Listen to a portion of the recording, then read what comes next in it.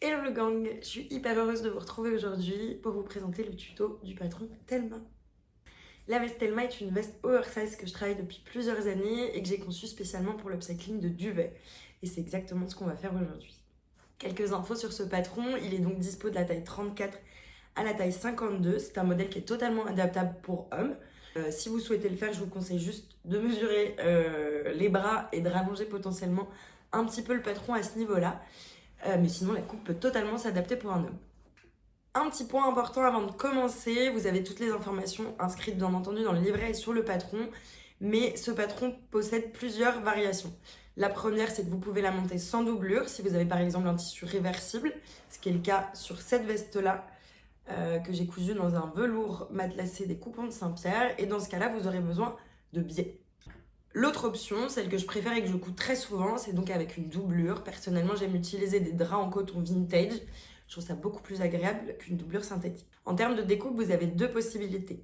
La veste Telma est accessible aux débutants car elle n'a pas d'emmanchure, mais ce qui fait que la partie dos est très large. Elle ne rentre donc pas pliée dans une laisse de 140 à 150. Vous pouvez donc ne pas respecter le droit fil, c'est ce que j'ai fait sur la veste bleue. Si vous souhaitez respecter le droit fil, il vous faudra couper le morceau dos en deux parties et rajouter 1 cm de marge de couture sur chaque morceau. C'est ce que j'ai fait par exemple sur la doublure de la version jaune. Également, si vous souhaitez une finition au biais, il faudra enlever 1 cm sur le devant, mais c'est notifié sur le patron, pas d'inquiétude. Pour les tissus, de mon côté, je suis partie sur un drap vintage rose pour la doublure que j'ai déjà découpé parce que si vous avez suivi, j'ai raté le premier tournage de mon tuto. Pour le col, vous connaissez ma passion pour le Sherpa, donc je suis allée fouiller dans mes chutes et j'ai découpé le dessus du col. Et enfin, masterpiece pour aujourd'hui, on va s'occuper de ce sublime duvet que j'ai chiné sur Vinted. Regardez-moi cette beauté. Et donc dans 4 heures à peu près, ce sera une veste Telma. Côté matos, vous aurez besoin de vos ciseaux de couture et de poids pour bien stabiliser votre tissu au moment de la découpe, vos épingles bien entendu, un fer à repasser et pour la finition des poignets, de l'élastique de 3 cm 30 mm de large. Les machines, je vais utiliser ma singère classique mais aussi ma surjeteuse. C'est totalement en option, un point zigzag suffit largement, mais je vous recommande vivement de surjeter toutes vos pièces en duvet une fois découpées. Vous avez tout ce qu'il faut pour débuter votre couture de la veste Telma. Aujourd'hui, je vais coudre une taille 42, donc qui correspond à ce modèle que j'ai déjà réalisé dans un dessus de lit à rayures jaunes. Si vous voulez voir, ça c'est une version taille 36 portée. Donc voilà, donc c'est un modèle oversize mais qui est ajusté. Il est oversize dans la coupe puisque vous n'avez pas d'emmanchure et une couture latérale sur toutes les manches. L'effet resserré au poignet donne aussi ce côté oversize et un peu rétro. Je vous conseille de vous référer au guide des tailles pour choisir la vôtre. Pour que vous sachiez, je mesure 1m70. Je suis assez carré d'épaule mais très menue. Donc je porte la taille 36 en version ajustée. Et je porte la taille 42 quand j'ai envie d'être un peu plus à l'aise ou de la porter avec un gros sweat, voire 2 pulls en dessous. C'est parti pour la couture. Je vais découper toutes mes pièces et on se retrouve pour l'assemblage. J'ai découpé toutes mes pièces. J'ai donc un morceau d'eau en tissu extérieur et la même en doublure. 2 morceaux devant dans mon tissu extérieur et dans ma doublure. Et enfin, 2 poches en miroir dans mon tissu extérieur. Un col en Sherpa, un col en doublure. Maintenant, je vais surjeter toutes mes pièces en duvet. Donc si vous n'avez pas de surjeteuse, point zigzag. Mais comme vous le voyez, on a 4 épaisseurs de tissu. Donc si je ne surjette pas, il y a forcément un moment où il y a un morceau de tissu qui va mal se caler. Donc je préfère assurer tous mes morceaux. Ça prend un peu plus de temps, mais le rendu est beaucoup plus joli. Et surtout, votre veste durera beaucoup plus longtemps. Voilà, toutes mes pièces sont surjetées. Je vais maintenant mettre mon fer à chauffer et former mes poches avant de les poser sur mes 2 pièces devant. Pour former vos poches, faites bien attention qu'elles soient dans le bon sens, qu'elles se ressemblent énormément. Donc, ne vous trompez pas. Donc, je vais d'abord les aplatir un petit peu. Donc là, ce que vous allez faire, c'est tout simplement rabattre tous vos côtés droits sur 1 cm, les marquer au fer et les épingler si besoin. Moi, là, mon tissu est très épais, donc je vais avoir besoin. Et ensuite, on fera la même chose sur ce bord.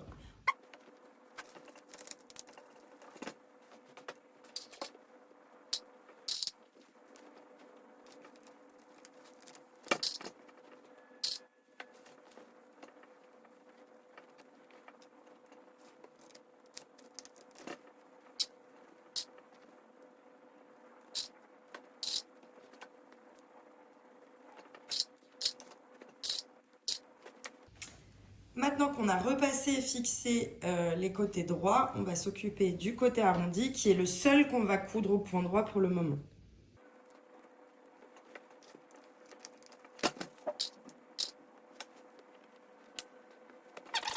Ça commence à ressembler à une poche. Je fais le même travail sur le deuxième et ensuite on passe sous la machine. Voilà, mes deux poches sont formées. On va faire une couture à 2 ou 3 mm du bord uniquement arrondi. Et voilà, nos deux poches sont prêtes. Maintenant, on va les disposer sur nos deux pièces devant. Sur le patron, vous avez l'emplacement de la poche selon chaque taille. Donc là, aujourd'hui, je suis en train de coudre un 42. Tout couteau. Donc ma ligne 42, elle est ici. Hop.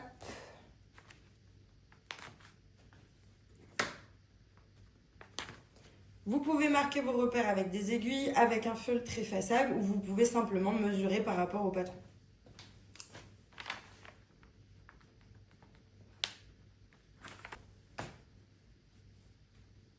Une fois que vous avez positionné votre poche au bon endroit, vous allez venir la sécuriser avec des épingles.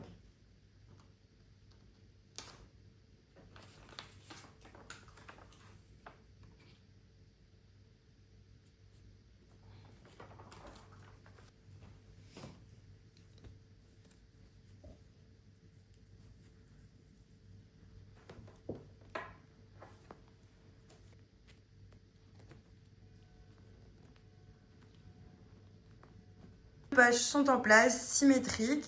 Maintenant, on passe à la machine en respectant la même distance que sur la première couture qu'on a effectuée.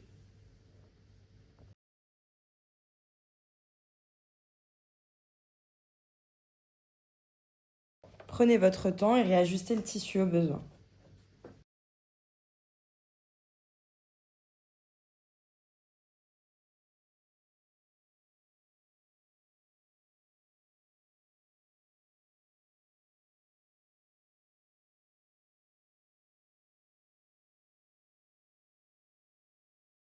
Et voilà, la première poche est en place. Je m'occupe de la deuxième. Et ensuite, on va passer à la partie fun, c'est-à-dire assembler les pièces ensemble. Et on va passer à l'assemblage du tissu extérieur et de la doublure. Donc c'est la même méthode pour les deux. Vous allez placer votre morceau dos, vos deux morceaux devant, endroit contre endroit.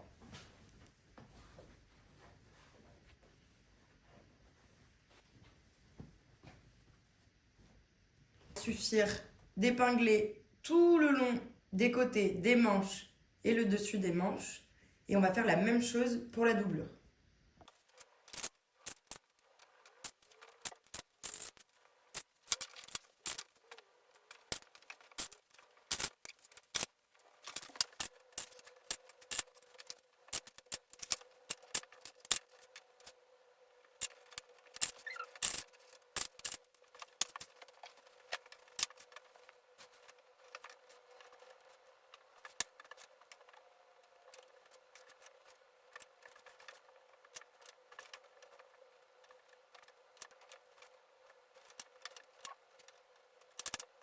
Voilà, j'ai épinglé mes 3 pièces doublure et mes 3 pièces tissu extérieur. Donc maintenant, on passe le tout à la machine au point droit, 1 cm du bord. Donc, je viens d'assembler ma doublure. D'ailleurs, je ne vous avais pas montré, mais avant, j'en ai profité pour poser ma petite étiquette. Je vais bien entendu repasser mes matchs de couture, mais d'abord, je vais m'attaquer à la partie duvet.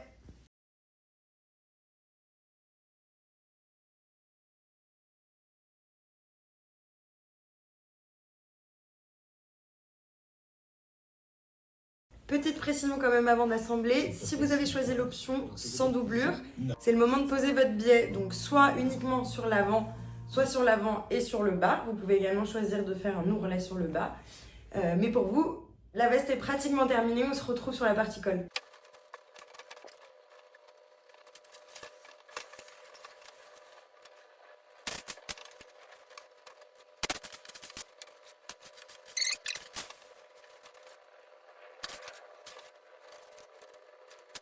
Et voilà, on a assemblé notre veste doublure et notre veste tissu principal. On a bien repassé ces marges de couture.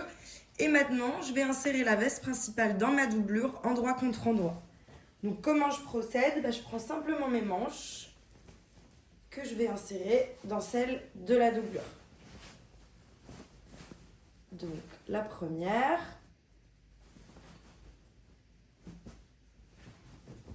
Vous allez voir, ça se cale tout seul. Et la deuxième.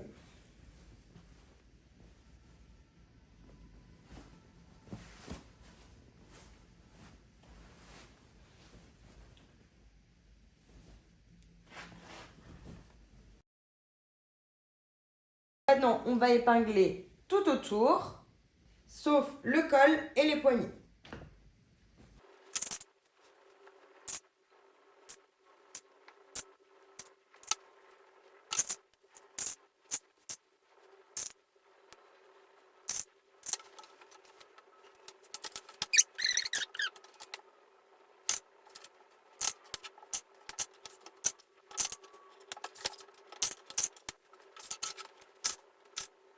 Cette veste est bien épinglée du col jusqu'au bas, jusqu'au col à nouveau.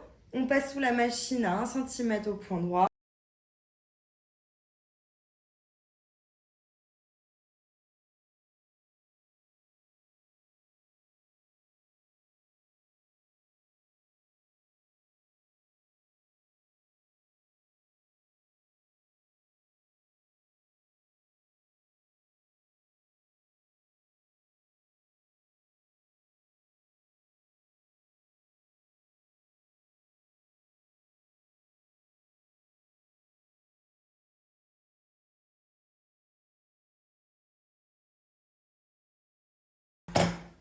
Dégarnissez vos deux angles devant. Je vais maintenant retourner ma veste et la repasser.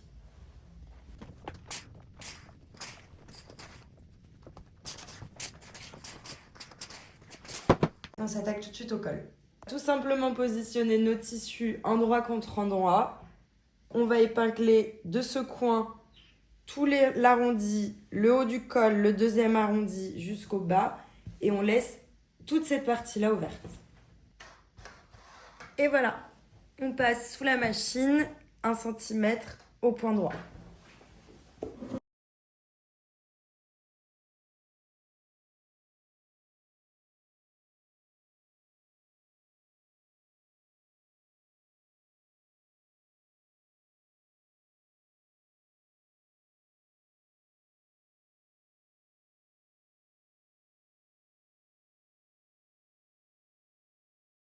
Et voilà, comme pour la veste, on va dégarnir les angles.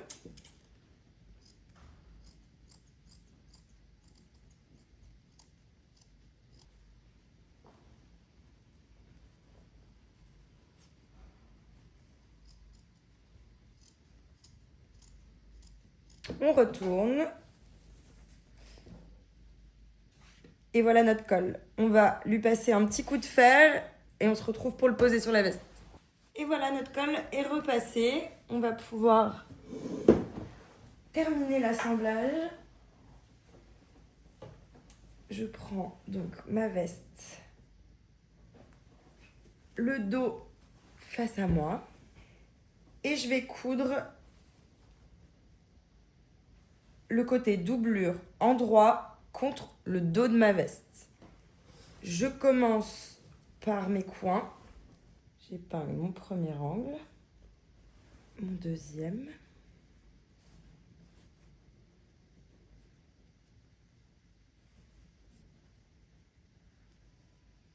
Donc je continue à épingler.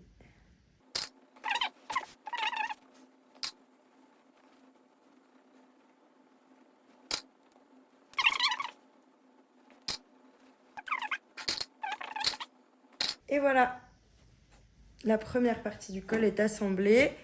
Donc on passe sous la machine à 1 cm au point droit.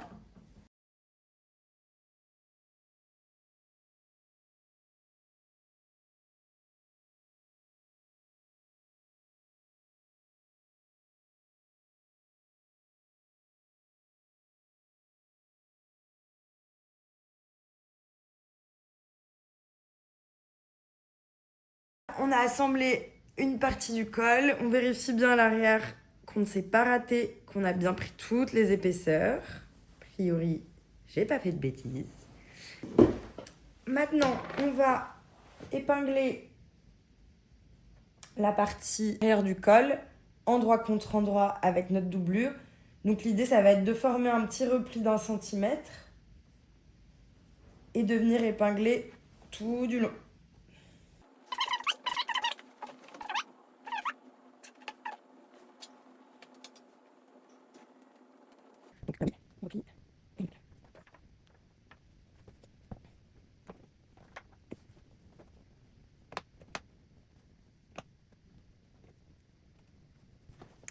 Maintenant qu'on a épinglé, on va coudre à 0,5 cm tout du long.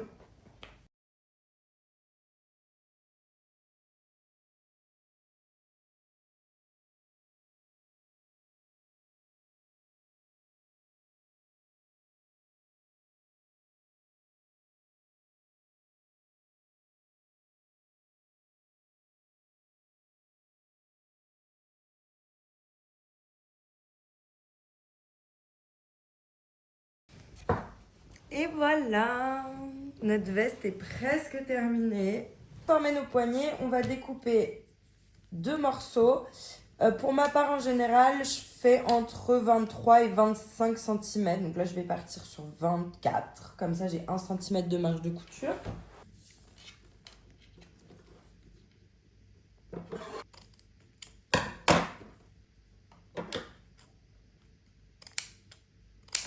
Passer sous la machine. En général, moi, ce que je fais, c'est un point droit et un point zigzag pour m'assurer que ça tiendra dans le temps. Voilà, j'ai mes 2 poignets. Je vais les plier en 2. Venir marquer ici avec mon stylo effaçable. Et ça va me permettre derrière d'aligner mes coutures.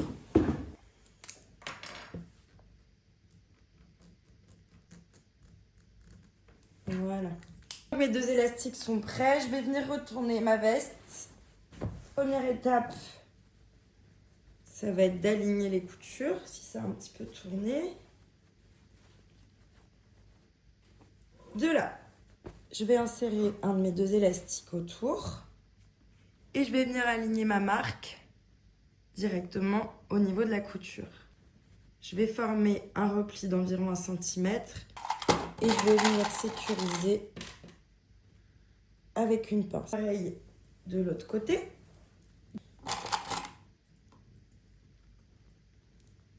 On va légèrement tirer pour faire la même chose sur les côtés. Sécuriser, c'était que la première étape. Et là, en fait, on va directement retourner.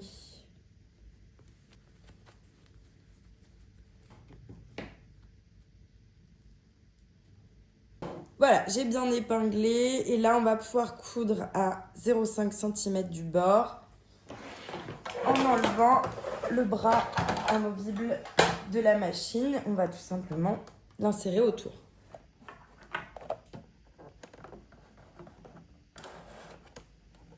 Si comme moi votre tissu est très épais, n'hésitez surtout pas à y aller à la molette, notamment au moment du passage des coutures.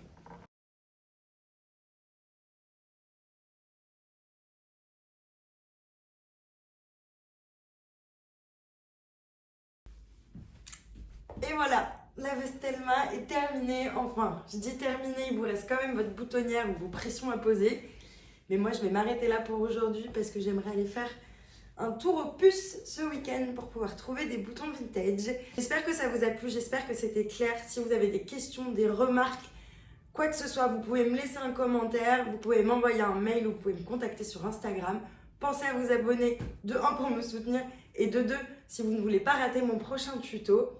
Moi, je vous dis à très bientôt pour un nouveau tuto upcycling.